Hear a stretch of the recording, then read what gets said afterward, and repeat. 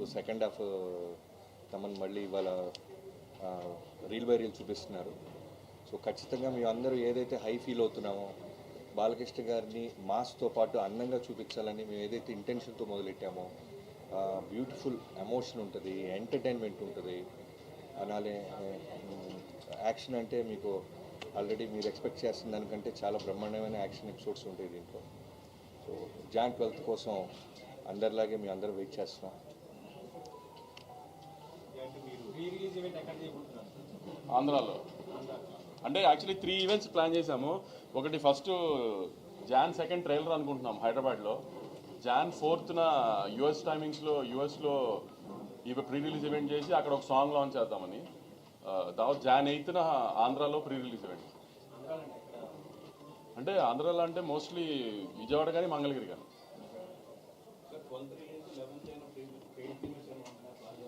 సంక్రాంతి సినిమాలకి paid premieres అవసరం.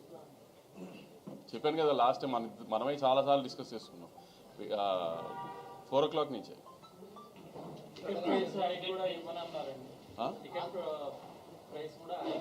FTC chairman గారు అమెరికాలో ఉన్నారు. ఆయన దిగిన తర్వాత ముందు ఆయన సినిమా ఉంది, ఆయన ఏం తేలుస్తారో తర్వాత సినిమా.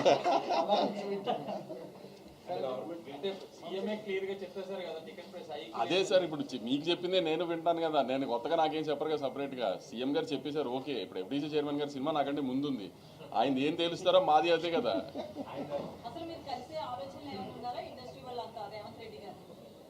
మ్యామ్ అదే అంటున్నాను కదా మ్యామ్, దిల్ రాజు గారు హైదరాబాద్ వచ్చిన తర్వాత ఒకసారి అందరం కలిసి డిసైడ్ చేసి దెన్ ఎలా విల్ టేక్ ఇట్ ఫార్వర్డ్ అనేది చూడాలి. ఇంకా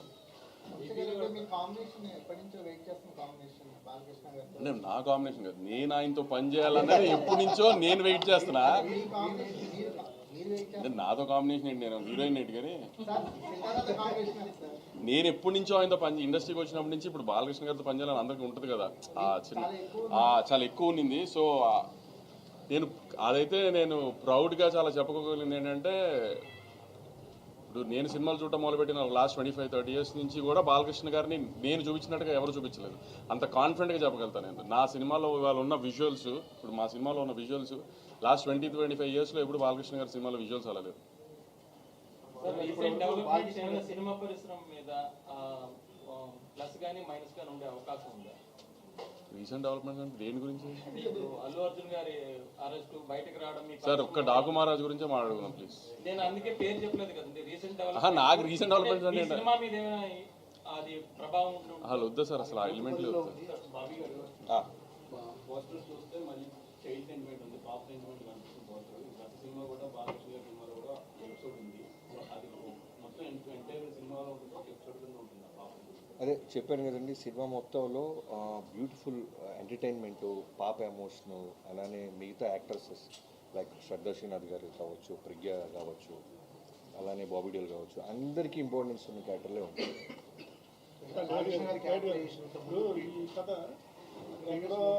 కొండలో కోయలు సొంపలు లోయ కథ తెలుగు వాళ్ళకి ఎలా కరెక్ట్ అవుతుంది అసలు? మీరు విక్రమార్కుడు చూసారా గురుగారు? ఈ సినిమా చూస్తే ఎక్కడ ప్రాంతంలో జరుగుతుంది, ఎలాంటి ఎమోషన్స్ ఉన్నాయి, మన కథ కాదా అనేది మీకు అర్థమైపోతుంది. పార్ట్ 1 ముందు చూద్దామండి, తర్వాత మంది పార్ట్ 2 దీనికి పార్ట్ 2 ఉందా? ఇంకా అంటే ఆ క్యారెక్టరేషన్ ఎంత ఈ సినిమాలో ఎంత హైగా ఉంటుంది, ఫ్యాన్స్ కానీ ఎలా ఉంటుంది? అదే సంక్రాంతి పండుగలా ఉంటుందండి బాలకృష్ణ గారి క్యారెక్టర్. బాలకృష్ణ గారు ఒక ప్రజాప్రతినిధి కదా, ఎమ్మెల్యే గారు కదా, అంటే సినిమాలో ఆయన క్యారెక్టర్ ఎలా ఉంటుంది? మరి వైలెంట్ గా చూపిస్తే అది క్రిటిసైజ్ చేసే అవకాశం ఉంది కదా. ఒక ప్రజాప్రతినిధిగా ఉంటూ జనాలకి ఏమి ఇప్పుడు ఆయన ప్రజాప్రతినిధిగా ఉన్నప్పుడు ఏదైనా సమస్య వస్తే వైలెంట్గా రియాక్షన్ అవ్వాల్సి వస్తే అవ్వాలా లేదా? సో ఆయన అక్కడ ఎమ్మెల్యేగా నిజంగా సమస్య వస్తే రియాక్ట్ అయితే ఎలా ఉంటుంది, ఈ కథలో కూడా ఏదైనా సమస్య వస్తే నిజాయితీగా పోరాడతారు ఆయన. అదే విధంగా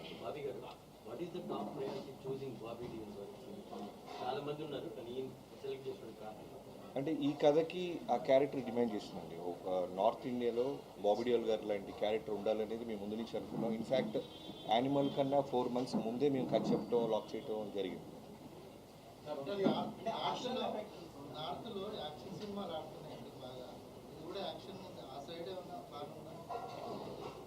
తెలుగు రిలీజ్ తర్వాత ఫస్ట్ తెలుగు రిలీజ్ చేసిన దాని తర్వాత ప్లాన్ చేద్దాం అని 1 వీక్ తర్వాత.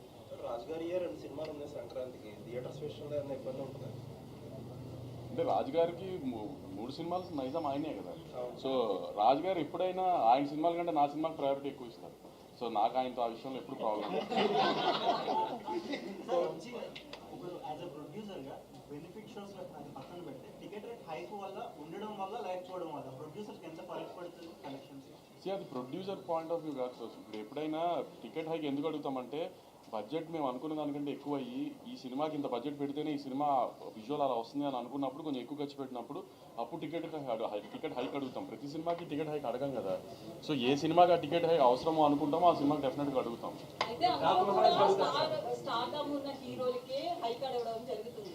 సో ముఖ్యంగా బడ్జెట్ లో హీరోలు ఎక్కువగా తీసుకోవడం వల్ల ఎఫెక్ట్ అవుతుంది అనుకోవచ్చు. అది తగ్గించే ఆలోచనలు ఏమన్నా ఉందా?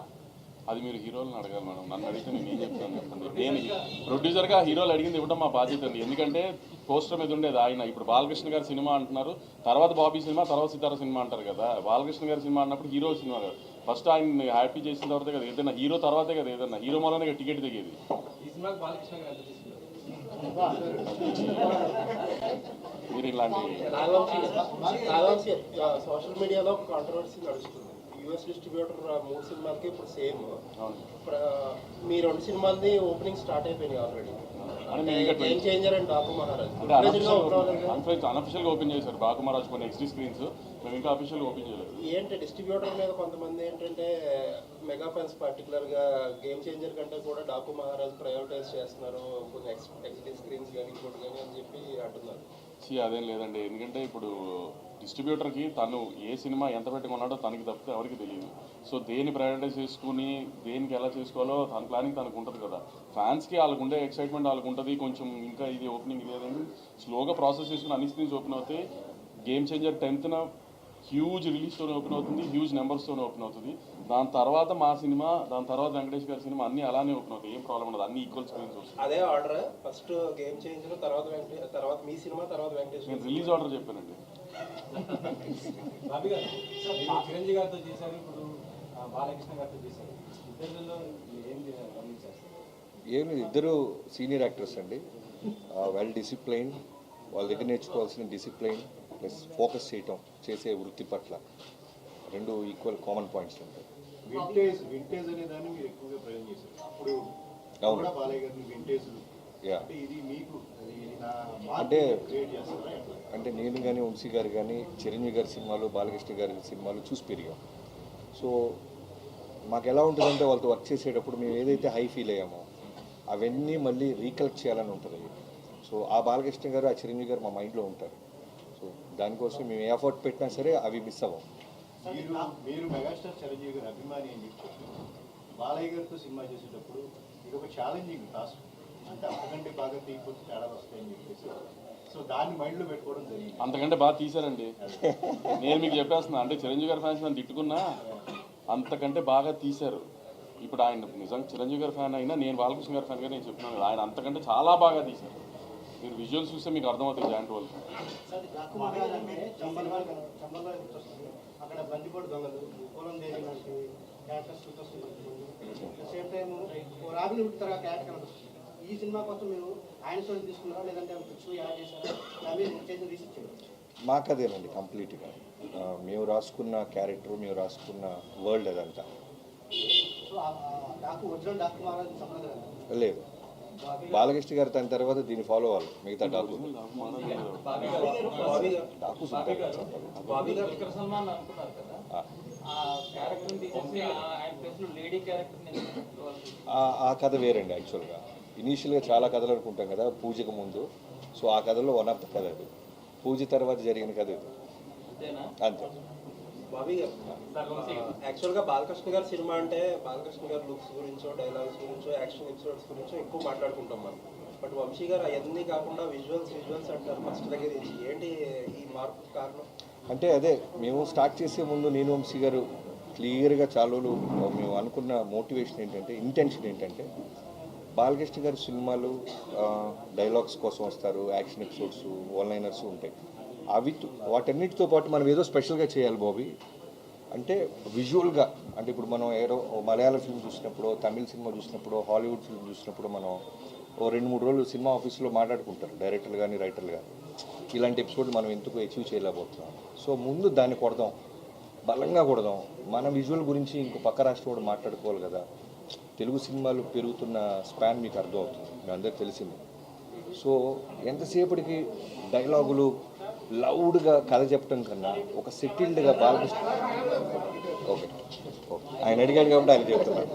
సో సరే, సో లౌడ్తో కథ చెప్పడంతో పాటు ఒక అందంగా విజువల్ ఎందుకు చెప్పకూడదు. ఇప్పుడు బాలకృష్ణ గారితో ఎలా ఉంటుందంటే ఓ డైరెక్టర్ ఏం చెప్పినా దానికి 100కి 100% చేస్తారు ఆయన. సో అలాంటి హీరో దొరికినప్పుడు సెటిల్డ్గా అందంగా ఒక వరల్డ్ క్రియేట్ చేద్దామని ఒక ప్రయత్నం చేసాం, అది అచీవ్ చేసాం.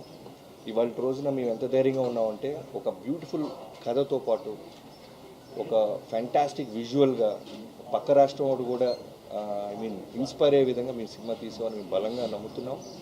మీ అందరికీ అది Jan 12న రీచ్ అవుతుంది. అసెంబ్లీలో సీఎం గారు బెనిఫిట్ షోలతో అడిగారు మీరు ఫోన్ చూసుకుంటున్నప్పుడు అడిగారు.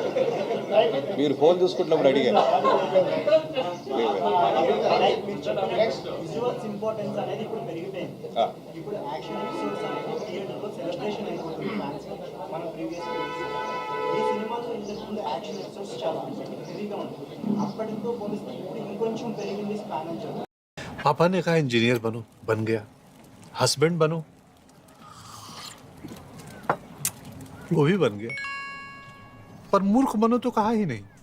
देखिए, नकली पेमेंट का SMS, कहते हैं पापा का उधार लौटा रहे हैं, फिर बोलेंगे गलती से ज्यादा पैसे भेज दिए, बेटे बाकी के पैसे वापिस कर दो.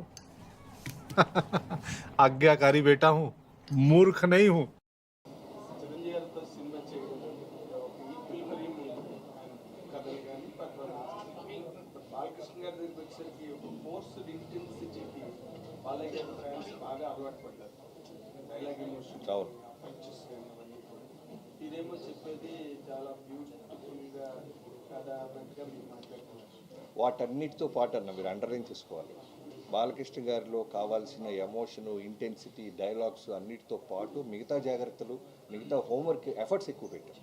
అంటే ఈ క్యారెక్టరైజేషన్ చేయడానికి ఎన్ని సినిమాలు బాలకృష్ణ గారి కెరీర్లో వచ్చినా, బాలకృష్ణ గారి కెరీర్లో ఎన్ని సినిమాలు వచ్చినా, ఒక సమరసింహారెడ్డి, ఒక నరసింహారెడ్డి, అఖండ, లెజెండ్ సినిమాలన్నీ పట్మని గుర్తొచ్చాయి. వాటిని క్రాస్ చేసినప్పుడే డాకు మహారాజ్కి value by any stretch of logic. కథ పరంగాన, టేకింగ్ పరంగాన, treatment, characterisation, all that is your conception. మీరు దీంట్లో ఏ రేంజ్లో దీన్ని మీరు ఆడియన్స్ బాలయ్య గారి ఫ్యాన్స్ చెప్తే ఇది ఇలా కొడుతున్నాను ఇందాక ఏం చెప్తున్నారు అనుకుంటున్నాను. మీరు చెప్పిన 4 సినిమాల కంటే బెటర్ సినిమా.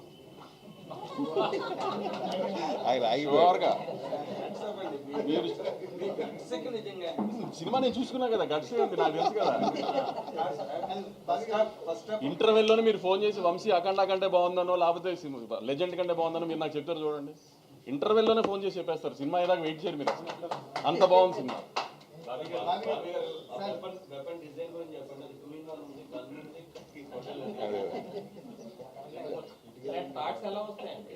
మరి డబ్బులు ఎందుకు ఇస్తారండి బాబు, వాటికే కదా వీళ్ళు డబ్బులు తీసుకుంటేది.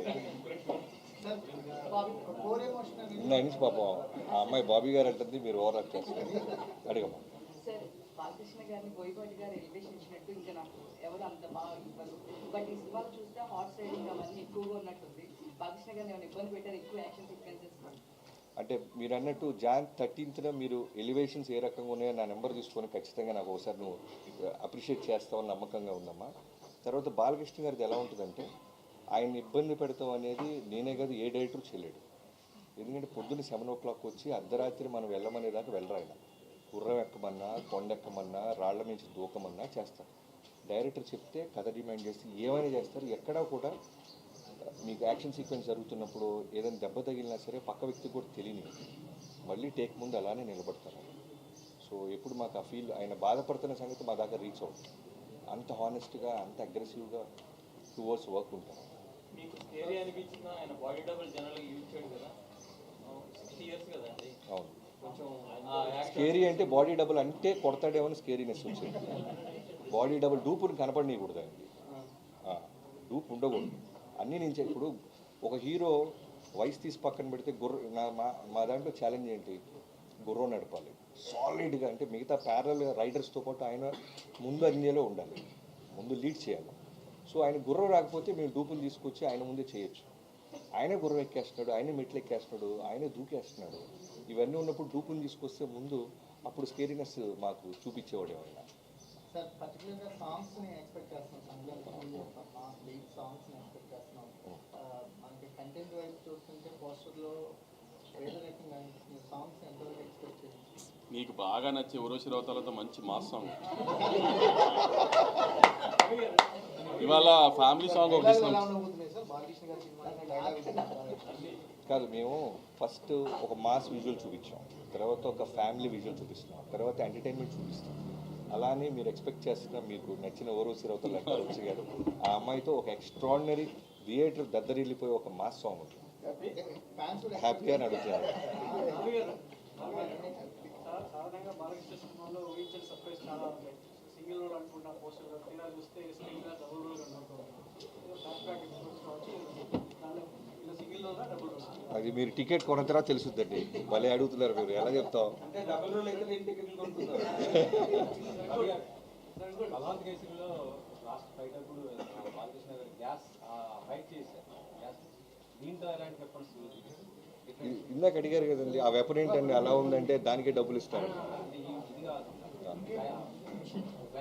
అదే ఏ యాక్షన్ సీక్వెన్స్కి ఎలాంటి ఆయుధం వాడాలో యాక్చువల్లీ బాలకృష్ణ గారే ఒక పెద్ద ఆయుధం.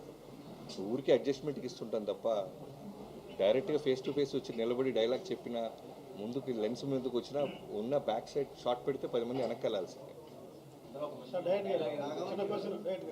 మీరు క్లిప్స్ రిలీజ్ చేసిన తర్వాత కథ ఏంటో కూడా చెప్పారు అందులో. ఆ తర్వాత అక్కడ ఆ ప్రాంతంలో ఉన్న ఒక డాగు మహారాజు లాంటి వ్యక్తి జీవిత చరిత్రని వాళ్ళ వారసులు ఆరాధన పెట్టి సమాధి విగ్రహం దగ్గర పూజలు చేస్తే ఒక వీడియో బయట వచ్చింది. మీరు ఇందాకేదో కల్పితం ఉన్నారు, మరి అక్కడ అదే నేను కూడా మా టీజర్ వచ్చిన తర్వాత నిజంగా అక్కడ చాలామంది డాకులు ఉన్నారు.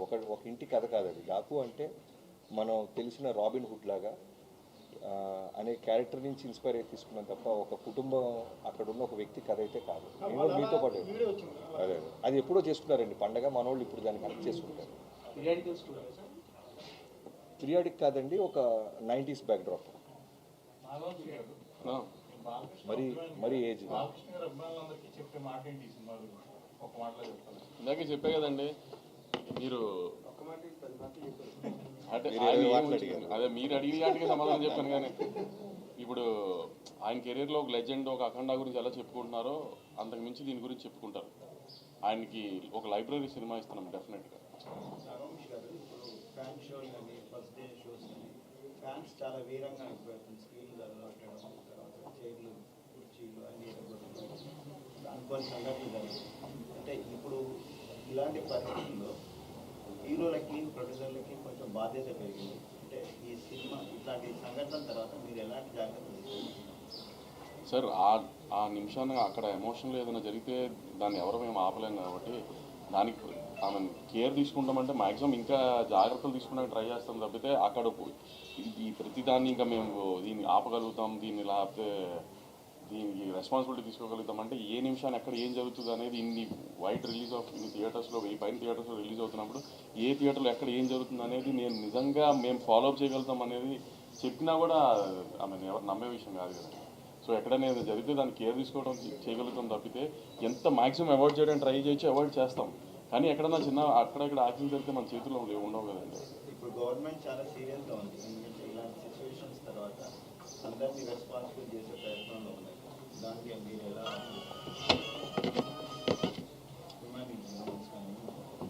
సార్? ఇప్పుడు మొన్న జరిగింది ఒక అన్ఫార్చునేట్ ఇన్సిడెంట్. సో అట్లాంటి ఇంకా జరగకుండా చూసుకుంటామే మా ప్రయత్నం కూడా అండి.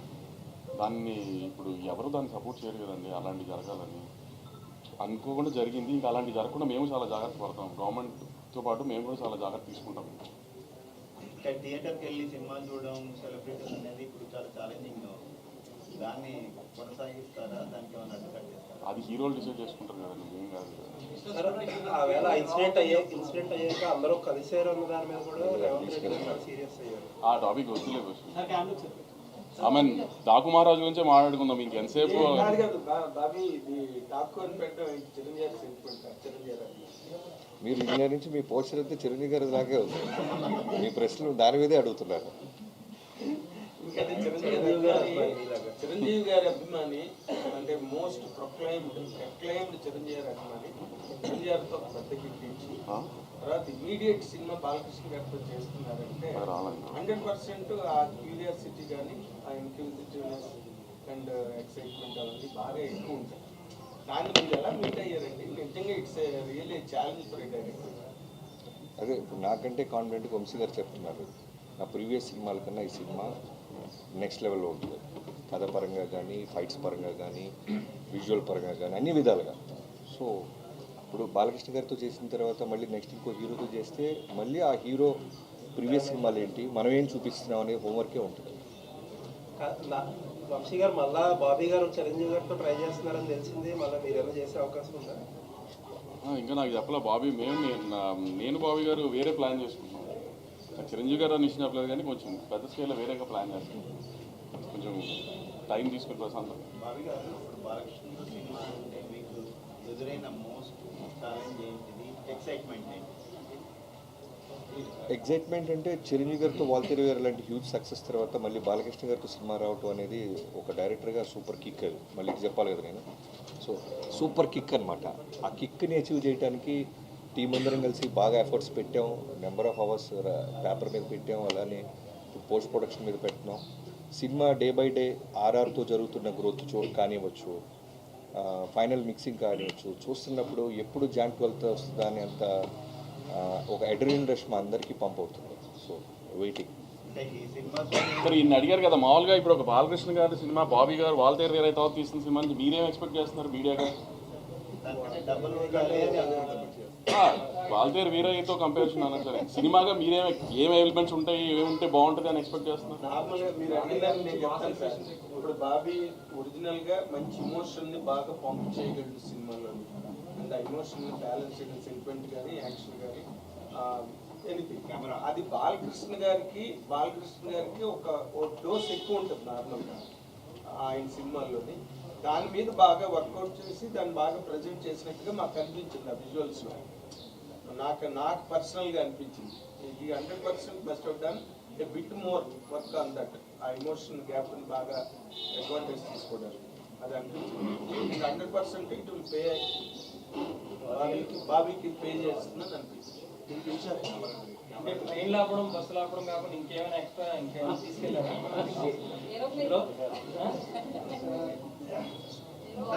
సార్ ఈ సినిమాతో బాబీ గారు సాంగ్స్ అలాగే డైలాగ్స్ ఎక్కువ అందరినీ అంతకంటే కూడా బుక్ స్టెప్స్ అందరినీ అట్రాక్ట్ చేస్తుంది. సో ఈ సినిమాలో బాలకృష్ణ గారి నుంచి ఇక ఖచ్చితంగా రేపు మేము ఒక సాంగ్ దాచిపెట్టాం ఫ్యాన్స్ పాయింట్ ఆఫ్ వ్యూలో. సో అది వస్తే మాత్రం సాలిడ్గా ఉంటుంది. ఒక step one of the best mass song రాబోతుంది. డ్యాన్స్ బీట్ ఉండదు, దాంట్లో హుక్ స్టెప్స్ ఉంటాయి. అలానే ఆ సాంగ్లో మిగతా సాంగ్స్ కన్నా బాలకృష్ణ గారు ఇంకా అందంగా ఉంటారు. మహారాజ్ అనేది బాలకృష్ణ గారి మ్యూజిక్ ఎంతవరకు కరెక్ట్ అనుకుంటారు? ఎందుకంటే ఆయన ఇప్పుడు ప్లస్ ఒక నేమ్ ఉన్న వ్యక్తి, లెజెండరీ. సో ఆ టైటిల్ దాంతోపాటు రాబిన్ హుడ్ లాంటి క్యారెక్టర్ అంటే ఎట్లా యాక్ట్ అవుతుంది? అంటే మీరు సినిమా చూస్తే నేను ఎందుకంత ప్రతిసారి Jan 12th దాకా వెయిట్ చేయాలంటున్నానంటే, ఇప్పుడు నేను చెప్పేస్తే మీ ఆ ఎక్స్పీరియన్స్ మిస్ అయిపోతారు ఫ్యాన్స్ కానీ ఎవరైనా సరే. బాబీ గారు ఒక హీరో బాబీ గారు టైంలో బాలకృష్ణ గారితో సినిమా తీస్తే ఆయనతో ప్రేమలో పడిపోతాం అన్నారు. మీరు ఈ సినిమాతో ప్రేమలో పడ్డారు? ఆయనతో 100% పడ్డామండి. ఎవరైనా పడతారు బాలబాబు గారు. ఆయన ఇచ్చే ప్రేమ, రెస్పెక్ట్, అట్మాస్ట్ ఉంటుంది. నేను అంతకుముందు ఎప్పుడు బాలకృష్ణ గారితో నేను వర్క్ చేయలేదు. వినటమే బాలకృష్ణ గారి గురించి. అంటే బాలకృష్ణ గారి ప్రేమ ఉంటుంది, బాలకృష్ణ గారి కోపం ఉంటుంది, దబిడి దిబిడి ఇవన్నీ విన్నాం. కానీ వర్క్ చేస్తున్నప్పుడు ఆ ఎక్స్పీరియన్స్ నిజంగా ప్రతి డైరెక్టర్ పొందాలని కోరుకుంటున్నాను. ఎస్పెషల్లీ యంగ్స్టర్ డైరెక్టర్స్ కనుక ఆయనతో పనిచేయగలిగితే మాత్రం మనం ఇక్కడ ఏదనుకుంటే అది స్క్రీన్ మీదకి రిఫ్లెక్ట్ చేయొచ్చు. అంత ఎక్స్ట్రాడినరీ యాక్టర్. మోర్ ఇంపార్టెంట్లీ అండి, అన్స్టాపబుల్ స్టార్ట్ అయిన తర్వాత అంటే అప్పటి వరకు మాస్ హీరో అన్న అనిపించుకున్న బాలకృష్ణ గారు ఇప్పుడు became a hero in the drawing room ఆ బెడ్రూమ్, డొమెస్టిక్ హీరో అయిపోయి ఫ్యామిలీ హీరో కింద అయిపోయి మీ హ్యాండిలింగ్లో మీ క్యారెక్టర్ ఆ క్యారెక్టర్ని హ్యాండిల్ చేయడంలో మిమ్మల్ని బాగా ఇన్ఫ్లుయెన్స్ చేసిన పాయింట్ ఏంటంటే ఈ పాయింట్ మీరు కన్సిడర్ చేశారా? అన్నీ నేను చెప్పాను కదా, ఫస్ట్ బాలకృష్ణ గారికి కథ లాక్ చేసే ముందు మేము తీసుకున్న అన్ని జాగ్రత్తలు తీసుకున్నాం. అన్స్టాపబుల్ తర్వాత బాలయ్యబాబు గారికి ఉన్న క్రేజ్ ఏంటి, యుఎస్ మార్కెట్ ఏంటి, ఫ్యామిలీ క్రేజ్, మల్టీప్లెక్స్ కిడ్స్. నేను చెప్పాను కదా లాస్ట్ టైం ఒక ఇంటర్వ్యూలో, మా పాప కూడా బాలకృష్ణ గారు పాట రాగానే వెంటనే పెట్టడం, సౌండ్ పెట్టడం, అన్స్టాపబుల్ చూడటం ఇవన్నీ చేస్తారు. అంటే కిడ్స్ కూడా ఆయనకి ఫ్యాన్స్ అయిపోయారు. సో వాళ్ళందరికీ ఉండేలాగా ఇవాళ సాయంత్రం మీ 4/29 రిలీజ్ అయిపోతున్న సాంగ్ చూడండి, మీకు అర్థం అవుతుంది ఎలాంటి పాయింట్స్ మేము స్టార్ మార్క్స్ పెట్టుకొని వర్క్ చేసాం.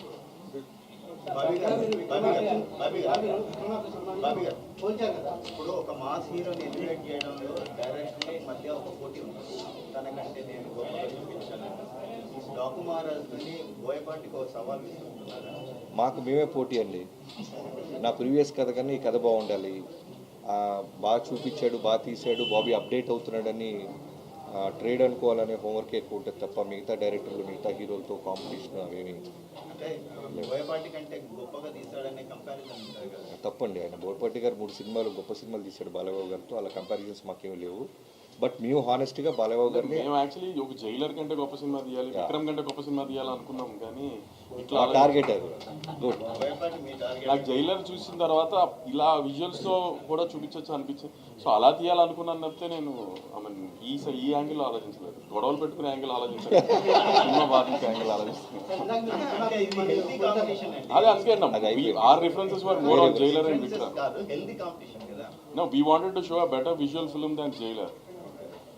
రజనీకాంత్ గారిని నెల్సన్ గారు ఎంత అందంగా చూపించారో వి థాట్ మేము ఇంకా బాగా ఇంకా విజువల్ గ్రాండీగా చూపిద్దాం అనుకుని భవిష్యత్తులో ఏమన్నా రజనీతో ఏమన్నా సినిమా చేసాం ఛాన్సెస్ ఎందుకు చేయమంటారు. ఉంది, రెడీగా ఉంది. అదే ప్లాన్.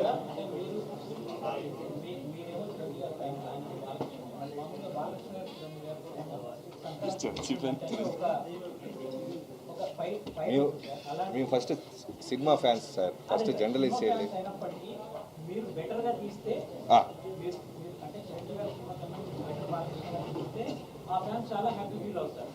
బట్ ఈ ఇన్పుట్స్ అన్ని మా హీరోకి పెట్టలేదేమో అనే చిన్న డిస్టర్బెన్స్ వాళ్ళకు కూడా ఉంటుంది. కాదు, మంచి పాయింట్ అడిగారు. ఈ బాధ్యతని దీన్ని ప్రెషర్గా ఫీల్ అయ్యి కదా, దీన్ని ఎలా తీసుకుంటే ఇప్పుడు వాల్తేరి వేరే తర్వాత నా లైఫ్లో మర్చిపోవాలని బిగ్గెస్ట్ అనుభూతి ఏంటంటే చిరంజీవి గారి ఫ్యాన్స్. యాజ్ ఏ ఫ్యాన్గా నేను ఎక్కడికి వెళ్ళినా సరే వాళ్ళు నాకు ఇచ్చే ఒక అప్రిషియేషన్ అయినా సరే, ఒక చెప్పాను కదా మీకు ఫస్ట్ డే, వాళ్ళు నా చేయి పట్టుకున్న విధానం, వాళ్ళు హగ్ చేసుకున్న విధానం, వాళ్ళు ఇప్పటికీ నన్ను ఇన్బాక్స్లో ట్విట్టర్స్లో వాళ్ళు నాతో మాట్లాడుతున్న విధానానికి నిజంగా నేను లైఫ్లో మనం ఎంత కష్టపడి ఉంటే ఇలాంటి రిజల్ట్ వస్తుందా అనిపించింది. సో అలానే బాలకృష్ణ గారితో చేస్తున్నప్పుడు సేమ్ అట్మాస్ట్ రెస్పెక్ట్ రావాలని ఒక స్వార్థం ఉంటుంది. సో నేను ఫ్యాన్గానే ఆయనగా రెస్పెక్ట్ సినిమా అంత బాగా తీశారు. ఫస్ట్ ఫ్యాన్గా నేనేగా చూశాను, ఇంకా ఫ్యాన్స్ అందరూ 12 చూస్తారు కదా. Have that experience. Body language ఇందాక ఏం చూస్తుంటే సినిమా పెద్ద హిట్ అని అనిపిస్తుంది. నేను ఇండస్ట్రీకి వచ్చి 12-13 ఇయర్స్ తర్వాత బాలకృష్ణ గారితో సినిమా తీసుకుంటూ పెద్ద హిట్ సినిమా తీయకుండా ఎందుకుంటాను అనుకున్నారు. అసలు నాట్ ఎట్ ఆల్ ప్రొడ్యూసర్ల బాడీ లాంగ్వేజ్ నమ్మొచ్చా నమ్మకూడదు. నాకు కెమెరా పక్క చూసి చెప్పు. ఇంకా నయ్యో అక్కడ నిలబడి చెప్పమలేదు. చిరంజీవి గారితో సినిమా ఎక్స్పెక్ట్ చేశారు. బాబీ గారినే చేయడం అలాగా అన్నీ చిరంజీవి గారితో సినిమా బాబీ గారితో చేద్దామని. ఇది త్వరలో అండి మన చంద్రబాబు గారిని పవన్ గారిని కలవబోతున్నారు ప్రొడ్యూసర్స్ అనేది ఒకటి టాపిక్ నడుస్తుంది. అది ఉందండి, షెడ్యూల్ అయింది. నాకైతే ఎవరు చెప్తారు. మీకు ఎవరు అంటే ఇండస్ట్రీ ఏపీకి వెళ్ళిపోతుందని ఒక టాక్ కూడా లేపారు. సో దాని గురించి నేను చాలా డబ్బులు పెట్టి ఇక్కడ ఇల్లు కట్టుకున్నానండి. నేను ఏపీకి వెళ్ళి ఏం చేస్తాను. కానీ పవన్ కళ్యాణ్ పిలిపించారు కదా ఇండస్ట్రీ సార్ సార్ ఇండస్ట్రీ సైడ్కి ఎప్పుడు మా సపోర్ట్ ఉంటుంది అని చెప్పడానికి సార్ కళ్యాణ్ గారు పవర్లోకి వచ్చిన తర్వాత ఫస్ట్ మీటింగే పిలిచినప్పుడు అందరికీ చెప్పారు, ఇండస్ట్రీకి నా సైడ్ నుంచి మన ఏపీ గవర్నమెంట్ సైడ్ నుంచి ఫుల్ సపోర్ట్ ఉంటుంది అని సార్ రిప్రజెంట్ చేసి మాకు చెప్పేశారు. సో అప్పటి నుంచి మీరు చూస్తున్నారు కదా, అప్పటి నుంచి రిలీజ్ అయిన సినిమా అన్నిటికీ గవర్నమెంట్ సైడ్ నుంచి సపోర్ట్ ఎలా ఉంటుందో, సో ఆ సపోర్ట్ అలానే ఉంటుంది ఎప్పుడు అని వీఆర్ హోపింగ్. ఆహా.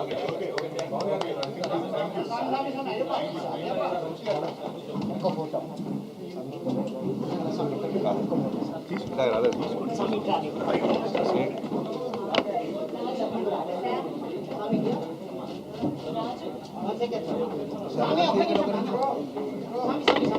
కావలేదా